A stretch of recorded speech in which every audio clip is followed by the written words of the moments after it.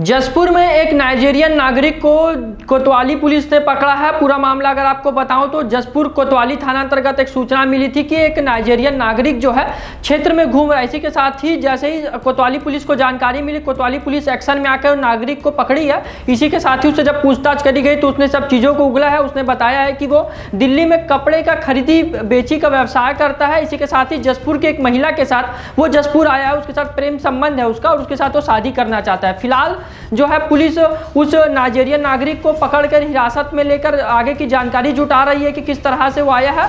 Passport visa अधिनियम 14 के तहत उसके ऊपर कार्रवाई करी जा रही है और भी उससे पूछताछ लगातार जारी है। पुलिस निरीक्षक शशि मोहन सिंह ने क्या कुछ कहा, सुनिए। कल कोतवाली पुलिस को यह सूचना मिली कि एक व्यक्ति जो कि विदेशी मूल का दिख रहा है वो यहाँ पर घूम रहा है। इस सूचना पर पुलिस की टीम वहां गई और उसे थाने में लेकर आया गया। उससे वैध दस्तावेज, पासपोर्ट और वीजा की मांग की गई, लेकिन इसके पास भी कोई वैध दस्तावेज नहीं थे।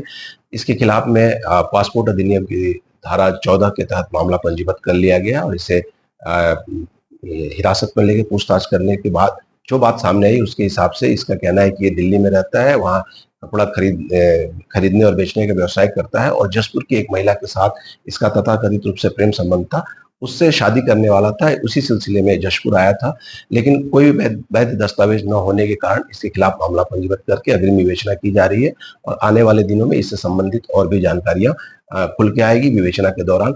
साथ ही मैं जसपुर के लोगों को ये आग्रह करता हूं कि अगर कोई भी व्यक्ति इस तरीके से विदेशी इस जिले में आता है तो आप फॉर्म नंबर C भरकर पुलिस को निश्चित रूप से सूचित करें।